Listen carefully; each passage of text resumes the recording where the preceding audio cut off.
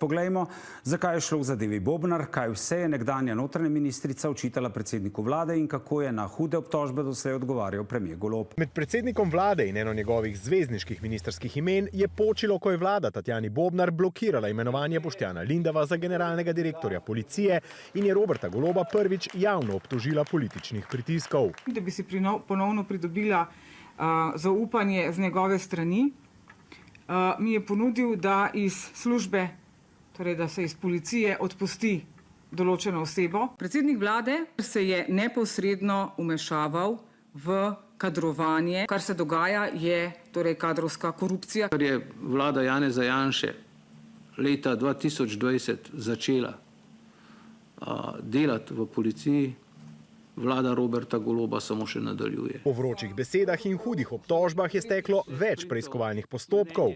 Na KPK še danes preverjajo, ali je premier kršil integriteto. Danes se moram zagovarjati pred KPK izključno zaradi tega, ker sem se zavzemal za depolitizacijo policije. Svojo preiskavo je opravila tudi policija, ki je zbrala dovolj dokazov, da je proti premierju vložila kazensko ovadbo.